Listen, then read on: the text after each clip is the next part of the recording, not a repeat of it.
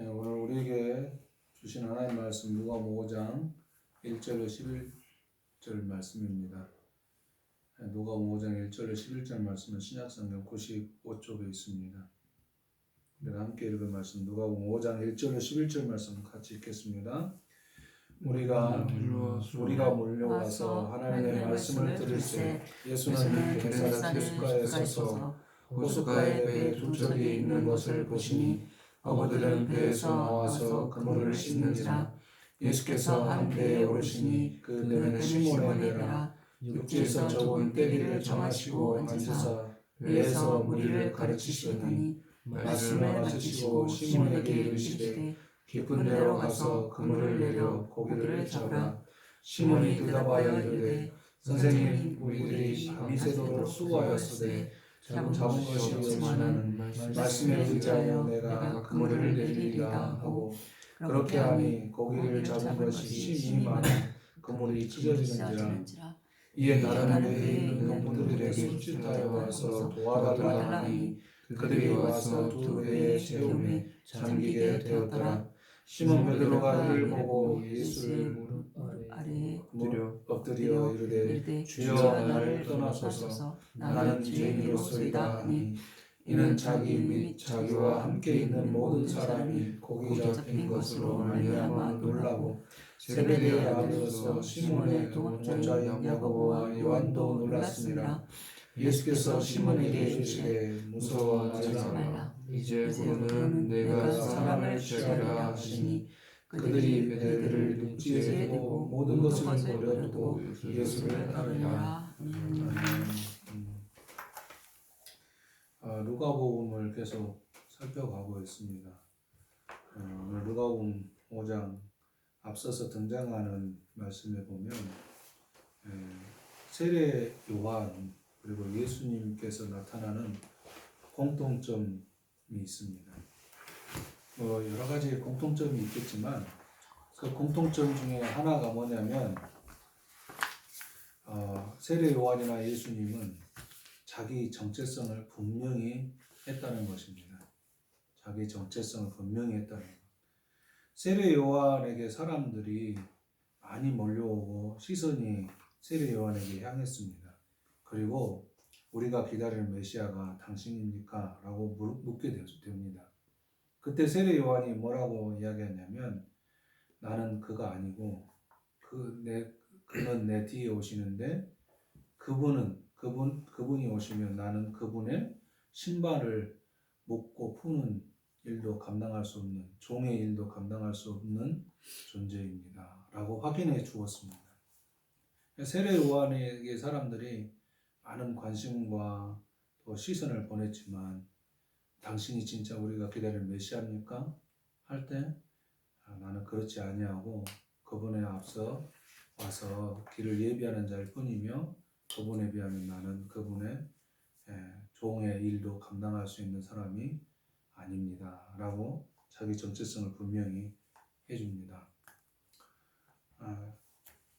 시대적으로 보면 한국 교회 같은 경우는 참 많은 예수가 존재하죠. 조금만 능력이 있으면 자기가 예수 위에 있고 예수는 실패한 자다 이렇게 말하는 이들이 자칭 메시아가 되어서 있는 경우들이 참 많이 있습니다. 자기 정체성을 바르게 깨닫지 못하고 잠깐 주어진 능력으로 인해서 사람들이 시선을 주는 것으로 인해서 자기가 마치 뭔가 된 것처럼 착각하는 이들의 반응하는 모습들이 바로 그것입니다. 예수님께서도 그 자기 정체성을 분명히 했는데 사탄이 유혹하며 말하기를 사장에서 보면 사탄이 예수님이 이게 40일 동안의 금식 기도에 들어가셨을 때 사탄이 찾아와서 유혹하잖아요. 당신이 하나님의 아들이라면 이 돌이 떡이 되게 해보라 라고 유혹을 합니다. 예수님께서는 뭐라고 말씀하시냐면 사람이 떡으로만 살 것이 아니다. 하나님의 말씀으로 살 것이다 라고 말씀하시면서 사람이라는 표현을 통해 사람의 한계를 가졌다라고 분명하게 자기 정체성을 드러내 주십니다. 물론 예수님의 삶을 조금만 안다면 예수님은 삶의 중심에서 필요한 곳에서 신의 능력을 나타내 주셨습니다. 누가복음을 읽어보면 중간중간 병든 자를 치유하시고 심지어 죽은 자도 일으키시는 일을 하심을 통해 신적 능력을 보이시죠. 그러나 사탄의 유혹 앞에서는 사람의 한계를 말씀하시고 자신을 다 드러내지 않았습니다. 그 말은 사탄의 쓸데없는 유혹에 넘어가서 하나님의 땅에 보내신 목적을 이루는데 실패자가 되지 않겠다라는 자기 정체성을 분명히 드러내준 것입니다. 사탄의 유혹의 목적이 예수님의 능력의 유무를 통해서 하나님이 될 수도 있고 그렇지 않을 수도 있다 라는 질문과 같은 거예요. 그러니까 예수님이 능력을 행하면 하나님이시고 능력을 행하지 않으면 하나님이 못 되는 것처럼 사탄은 예수님의 그 정체를 흔들어 놓으려고 했다는 것입니다. 그러나 예수님은 능력의 유무에 관계없이 하나님 그분이십니다. 우리는 그걸 믿습니다. 예수님의 능력의 유무와 관계없이 예수님이 육체를 입고 이 땅에 오셔서 영원한 삶을 살아가십니다. 예수님이 육체를 입고 오셨지만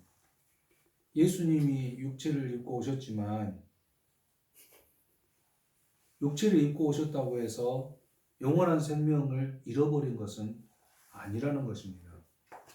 예수님이 육체를 입고 있으셔도 영원한 그 생명으로서 육체를 살아내고 계신다는 것입니다. 그것을 우리에게 보여주시기 위해서 예수님이 친히 이 땅에 오시기도 했습니다. 왜냐하면 인생들은 그 하나님의 창조물인데 사람들인데 하나님의 그 창조한 세계 속에서 죄로 인해서 그 영원한 생명의 존재인 것을 잃어버리고 잊어버리고 때로는 많은 것들이 세상에서 발전하면서 무시하기로 하면서 살아가는 인생들에게 그렇지 않다. 너희들은 하나님이 지으신 영원한 존재다 라는 것을 확인시키고 다시 회복시켜 주시기 위해서 예수님이 이 땅에 오셨습니다. 그러므로 그 예수님으로 인해서 우리는 그 영원한 생명 안에 살고 있는 것입니다. 예수님은 그런 의미에서 사탄의 유혹 앞에서 육체의 한계를 분명하게 말씀하시면서 사람이 먹는 것, 즉 너의 유혹하는 것에 무너져 내리는 삶이 아니라 하는 것을 예수님이 친히 우리에게 보여주신 사건이라 저는 그렇게 믿습니다. 우리 인생에 꼭 필요한 것이 먹는 것이긴 하지만 또 육체에 가지고 있는 것, 육체에 필요한 것들을 채워야 하지만 그것으로 우리들이 사탄에게 완전히 나를 빼앗겨서 살아가지 않겠다라는 그런 결심이 우리에게도 필요하지 않을까 저는 그렇게 믿습니다. 우리의 삶의 현장에서 육체의 한계를 배우고 그 자리를 지켜내는 삶이 영원한 생명의 육체를 입고 이 땅을 사신 예수님을 닮는 삶이 될 것입니다. 영원한 생명이신 예수님이 육체를 입었다고 해서 영원한 생명이 사라진 것이 아니듯이 우리의 생명이 하나님께 속하여 있으므로 육체의 삶의 한계를 가지고 살아도 영원한 삶의 자리로 나갈 수 있고 그 삶을 살고 있다는 것을 믿을 수 있기를 바랍니다. 이렇게 영원한 생명의 삶의 자리를 살아가는 우리들의 삶에서 우리는 무엇을 추구하며 살아야 할까에 대한 질문을 한번 각자에게 던져보시기 바랍니다. 어떤 것에 의미를 두며 살아야 할까를 고민하는 그런 시간을 되었으면 좋겠어요. 오늘 말씀은 게네사렛 호수에서 밤이 새도록 그물질을 했지만 아무런 소득을 얻지 못하고 이제 그물을 잡고 마무리하려는 이들 앞에 예수님께서 오셨습니다. 그리고 말씀을 전하셨던 것 같아요. 그 말씀이 어떤 말씀이었는지 모르지만 그물을 깊은 곳에 던져보라고 제안을 했을 때 베드로가 말씀에 의지하여서 제가 그렇게 하겠습니다 라고 대답한 거 보면 아마 베드로를 감동시키기에 충분한 말씀을 하셨던 것이 아닐까 저는 그렇게 추측해 봅니다. 예수님의 말씀에 의지해서 그물을 던졌는데 실제로 물고기를 많이 잡게 되었습니다. 배 하나로는 부족해서 곁에 있었던 그 자기 동료의 배를 불러가지고 함께 그 그물을 끌어올리는 일을 벌이게 되었습니다. 이런 경험을 하게 된 이가 바로 우리가 잘 아는 예수님의 수제자라고 하기도 하고, 예수님이 마지막 잡히시는 그 순간에 3번 부인하기도 했던 그 제자 시몬 베드로입니다. 베드로가 예수님 앞에 엎드려서 말하기를 자신은 죄인이니 나를 떠나라는 것이었습니다. 이런 베드로에게 예수님께서는 뭐라고 답해 주시냐면, 이후로는 네가 사람을 얻으리라. 성경에 보니까 사람을 취하리라, 산 사람을 취하리라, 이런 표현이에요. 산 사람을 사로잡으리라, 이런 의미를 가지고 있습니다.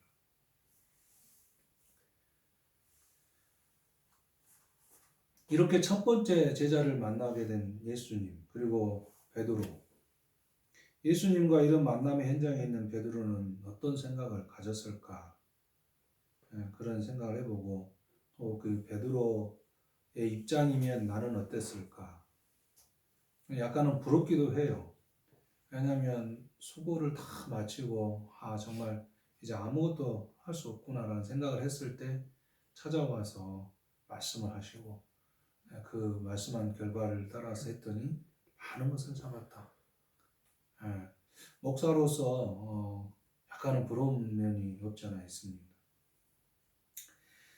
오늘의 사건을 통해 말할 수 있는 내용들이 많이 있겠지만 함께 나누고 생각하고 싶은 것은 이 말씀입니다. 밤이 새도록 수고하였으되 잡은 것이 없지만 말씀에 의지하여 내가 그물을 내리리다 라는 말씀, 함께 생각해 보고 싶어요. 인생을 살아가는 자들은 누구나 수고하고 노력하여 자신이 얻고자 하는 것을 얻으려고 합니다.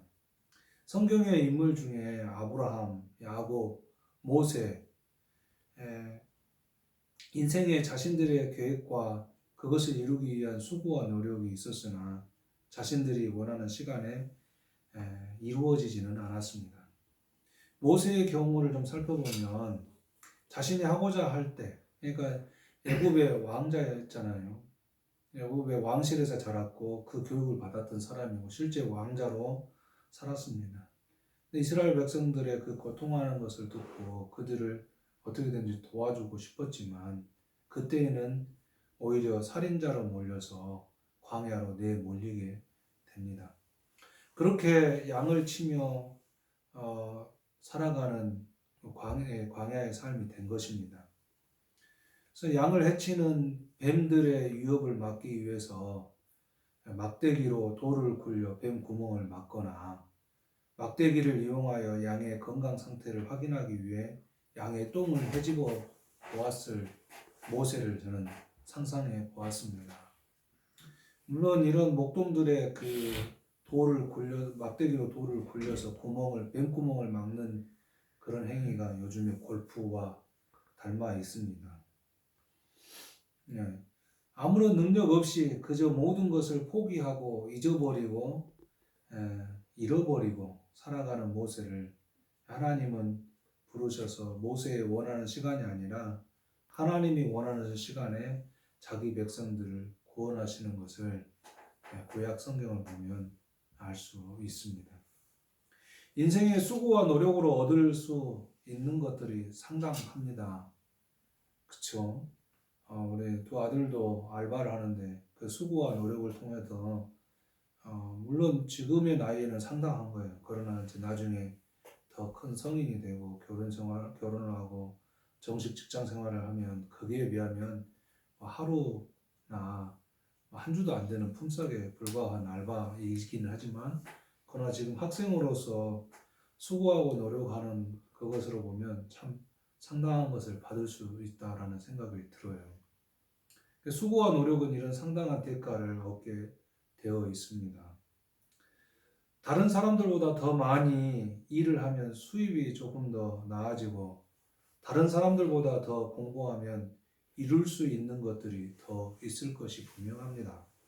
그런데 인간의 이런 수고와 노력으로만 모든 것이 계획한 대로 이루어지지 않는 것이 또 인생이기도 합니다.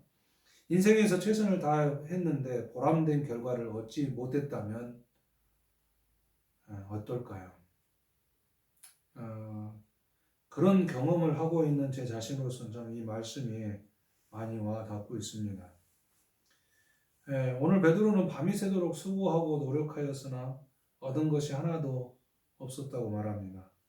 얼마나 기운 빠지고 힘겨운 시간이 되었을까 라는 그런 생각에 공감이 되기도 합니다. 그런데 어부도 아닌 이가 갑자기 나타나 깊은 곳에 그물을 던져보라고 합니다. 그렇게 했더니 많은 고기를 잡게 되었습니다. 너무 많아서 혼자서는 감당할 수 없을 만큼 잡게 되어 다른 이들에게 도움을 청해야 할 정도가 되었습니다. 예수님의 만남은 이런 기적과 같은 일들이 있을 수 있습니다. 우리 믿음의 사람들은 전혀 없다 이렇게 말하면 안 돼요. 믿음의 사람들은 하나님의 초자연적인 역사도 분명히 있을 수 있음을 기대하고 믿어야 해요.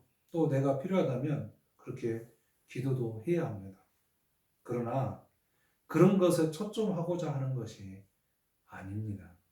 저는 그렇게 살지 않았습니다. 하나님의 초자연적인 역사를 무시한다는 게 아니라 하나님이 이미 초자연적으로 역사하고 계시는 이 세상에 저는 발을 디뎌놓고 살고 있기 때문에 초자연적인 그런 역사 안에 살고 있다. 저는 그렇게 믿기 때문에 내가 살아가는 이 삶이 하나님의 역사 안에 있다. 그런 믿음에 사는 삶입니다. 인생의 수고와 노력의 결과를 얻지 못하는 삶에서 한 가지 소망하고 바라는 것은 무엇일까? 제가 고민하고 싶은 거, 다른 앞뒤 문맥상 논리적으로 안 맞고 이런 걸 따지고 싶지 않아요. 오늘 말씀에 보면은 예수님의 말씀을 의지하여 살아가는 것을 부탁하고 싶습니다. 문맥상, 논리상, 과학적으로, 논리적으로 맞다 틀리다 이런 논쟁을 하고 싶은 게 아니라 오늘 말씀에 보니까 말씀에 의지하여 내가 그물을 던지겠습니다 라고 고백하는 베드로처럼 말씀에 의지하여 나의 삶을 살아보겠습니다 라는 그런 믿음의 결단이 우리에게 있었으면 좋겠어요. 내 삶의 의미를 주님의 가르치심에 두고 끝까지 살아내겠습니다. 그리고 내 인생의 수고와 노력의 결과와 함께 주님께서 채우시는 삶의 결과물이 무엇인지 인생 끝에서 확인하는 자리에 있겠습니다. 라는 이런 모든 믿음의 고백이 우리 인생들에게는 필요하다. 저는 그렇게 믿습니다. 저도 수고하고 노력했지만 아직 그런 결과를 목사로서, 목회자로서 그런 결과를 받아들지는 못했습니다. 하지만 인생 끝에서 하나님은 나에게 어떤 결과로 말씀하실까에 대한 기대는 여전합니다.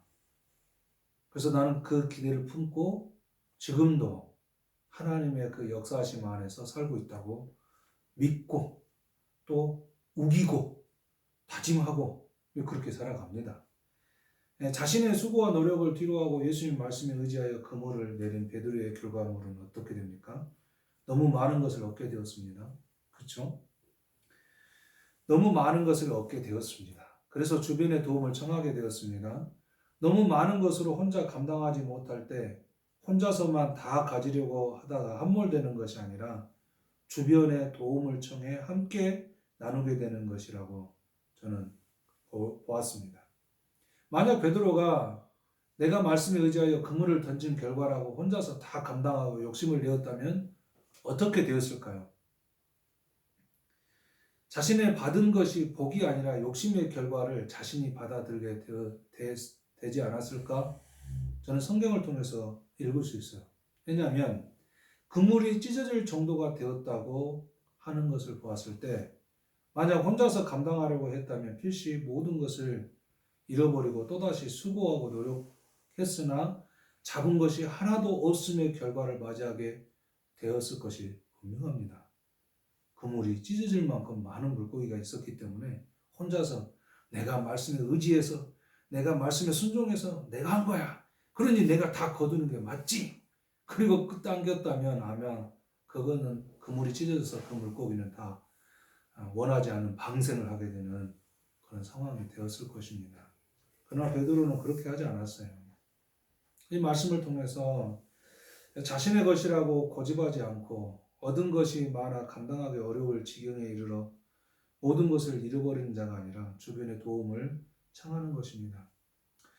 역설적이게도 가진 것이 많은 사람이 자신이 살 수 있는 방법, 자신의 가진 것을 함께 하자고 도움을 요청하는 것이 진짜 자신의 많은 것을 가진 사람이 살아가는, 살 수 있는 방법이다. 저는 그렇게 믿습니다. 너무 많은 것을 가진 사람들의 삶에서 자기의 가진 것을 혼자서 다 움켜쥐려고 하면 그게 무슨 필요가 있겠습니까? 내가 한참 젊었을 때 성경학교에 보조교사도 하고 성경학교 교사도 하고 어린이부 교사도 하고 그럴 때 이런 노래가 있었어요. 쓰고 빌려주면 풍성해져라는 찬양 글이 있었어요. 우리 하나님 앞에서 우리는 나름대로 뭔가 풍부하게 받은 것들이 있을 겁니다. 물론 아직 20대 초반 이제 20대를 향해 가는 우리 두 아들에게는 그런 경험이 있을지 혹시 내게 그런 풍부함이 있는지에 대한 의심이 있을 수도 있겠지만 그러나 분명 하나님은 각자의 삶들에게 그 풍부함, 남들이 가질 수 없는 것들, 남들과 나눠야만 더 풍부해질 수 있는 것들을 나에게만 준 것이 분명히 있을 것입니다. 그럴 때 정말 내가 사는 방법은 그 풍부하게 하나님께서 주신 것을 나의 곁에 있는 사람들과 함께 나누는 것입니다. 많이 가진 자들이 있습니까? 혹여라도 하나님께서 많은 것으로 채워준 자가 있다면 본인이 살 길은 그것을 함께 나누자고 도움을 요청하는 것입니다. 역설적이잖아요. 내가 많은 것을 가졌으니까 내가 누군가를 도와주겠다가 아니라 내가 정말 살기 위해서 나의 것을 좀 나눠 가져라고 도움을 요청해야 되는 그런 삶. 그런 것이라고 저는 믿습니다. 우리가 그런 삶의 자리로 나가는 저희들이 되기를 바랍니다. 마지막입니다. 자신의 가진 능력에 함몰되지 않는 방법을 함께 생각해 보고 싶어요. 예수님께서 친히 이제 보여주신 사건이기도 합니다. 오늘 본문 말씀 이후로 이제 가다 보면 12절부터 16절에 보면은 그런 거 있어요. 이게 나병에 걸린 자를 예수님께서 살려주십니다. 그냥 사람들이 많이 몰려들게 됐어요. 성경에 보니까 15절 16절에 수많은 무리가 모여 오되 예수는 물러가서 한적한 곳에 기도하시니라. 나병에 걸린 이를 깨끗하게 치유한 사건이 있었습니다. 이 소문으로 사람들이 몰렸는데 베드로의 사건이 있었잖아요. 그 사건이 사람들에게 소문이 났잖아요. 그런데 그때 말씀을 듣고 그 말씀에 감동되어져서 예수님이 깊은 데로 그물을 던져라 그러니까 그 말씀에 의지해서 제가 던지겠습니다. 이렇게 했던 베드로의 그 말, 베드로에게 하셨던 말씀도 듣고 병고침도 받고자 해서 사람들이 몰려들었습니다. 자신의 수고와 노력의 결과 이상의 것을 얻고자 하는 이들이 모인 것이 아닐까 저는 그렇게 생각해요. 이렇게 모여든 사람들에게 예수님은 저는 지금 오늘 모여든 사람들에게 초점하려고 하는 게 아니라 이렇게 예수님 앞에 많은 사람들이 몰려왔잖아요. 그러면은 지금 한국 교회라 이렇게 보면 그 많은 사람들이 몰려온 것 때문에 자기가 함몰되어져서 하나님보다 위에 있는 것처럼 소리 질러대는 사람이 있잖아요. 그런데 예수님은 그렇게 하지 않았어요. 이들에게 함몰되지 않으려고 한적한 곳을 찾으신 것입니다. 자신을 돌아보고 생각할 시간을 가지신 것이에요. 성경에 보니까 기도하셨다고 말씀하세요. 예수님이 기도하셨다고 그래요. 자신이 이 땅에 오신 목적을 되새기며 기도하셨을 것이다. 저는 그렇게 생각합니다. 우리에게 주어진 삶의 환경에 함몰되지 않으려면 이런 한적함을 즐길 수 있기를 바랍니다. 지난번에 그렇게 이야기하더라고요. 고독함과 외로움의 차이가 무엇인지 아느냐 묻는 분이 계셨습니다. 고독함은 혼자 있는 것, 이걸 즐기는 것이 고독함이라고 답을 해주더군요. 그런 면에서 보면 나는 고독함을 좀 잘 즐기는 사람 중에 한 사람이라 생각이 들어져요. 고독함만 즐길 것이 아니라 그 고독한 시간에 무엇을 할 것인가? 기도하는 것입니다. 주님처럼 깊이 생각하고 마음을 다잡는 것이죠. 혹시라도 혼자의 시간을 어쩔 수 없이 갖게 되는 상황에 놓여 있다면, 고독함의 시간을 가질 수밖에 없다면 그 고독함에도 함몰되지 말고 예수님의 말씀을 따라서 생각하고 기도하고 그 시간을 이겨내면서 정말 그 시간이 나를 성장하게 하고 발전시키는 그런 소중한 시간이 되기를 바랍니다. 예수님은 많은 사람들이 몰려오지만 거기에 함몰되지 아니하고 한적한 곳을 찾아 기도하셨다라고 말씀합니다. 말씀을 맺겠습니다. 말씀을 맺으면서 우리 하나님 아버지가 어떤 분인가에 대한 생각을 하고 있는데 좋은 답이 있어요. 우리 둘째 아들 로운이가 알바를 다닙니다. 제가 그래서 우보해줬죠. 그러면서 야, 우보값 내놔라. 한 번 갈 때마다 왕복 5유로는 내놔라. 그랬더니 우리 둘째 아들이 대뜸 이렇게 이야기했습니다. 하나님께서는 이스라엘 백성들을 광야에서 우보해주고 먹을 것도 줬다고 오히려 저한테 먹을 것 내놓으라고 그러더라고요. 그래서 그래, 네 말이 맞다. 그러면서 하나님 아버지와 우리의 관계가 바로 그런 것이다. 하나님은 우리의 아버지시잖아요. 그래서 우리를 인도해 주셔요. 우보라는 게 뭐예요? 내가 가고자 하는 곳으로 인도해 주는 거잖아요. 그런 것처럼 하나님은 우리를 인도해 주십니다. 인도해 주실 뿐만 아니라 먹여 주시기도 합니다. 우리 하나님은 그런 분이세요. 하나님 아버지가 어떤 분이라고요? 우리를 인도하시고 우리에게 필요한 것을 공급해 주시는 분이라는 겁니다. 그 하나님의 사랑하심 믿고 승리하는 그 영원한 생명의 삶이 주어져 있는 이 육체의 한계의 삶을 살아내는 저와 여러분이 되기를 주의 이름으로 축복합니다. 같이 기도하겠습니다. 좋으신 하나님 아버지 감사합니다. 우리를 하나님의 은혜와 사랑으로 묶어 주시려고 이 땅에 예수님을 보내주시고 그 예수님을 통해서 친히 그런 모습으로 우리를 발견케 하여 주시는 은혜를 감사합니다. 우리의 인생의 육체의 한계를 가지고 살아가면서 수고하고 노력하지만 우리가 원하는 결과를 얻지 못했을 때 우리는 어떻게 해야 할까 고민하게 합니다. 그럴 때에 하나님의 그 사랑의 표현으로 보내신 예수님의 그 말씀을 기억하고 또 그 예수님의 말씀처럼 순종하며 살아가고자 또 결단해 봅니다.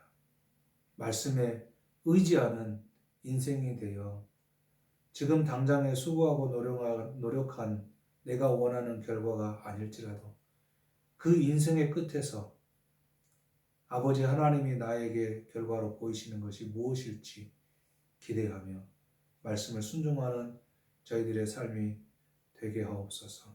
그렇게 살아가는 우리들에게 하나님 아버지께서 사랑하심으로 인도해 주시고 필요한 것들 그때그때 채우시며 공급해 주실 걸 또한 믿습니다.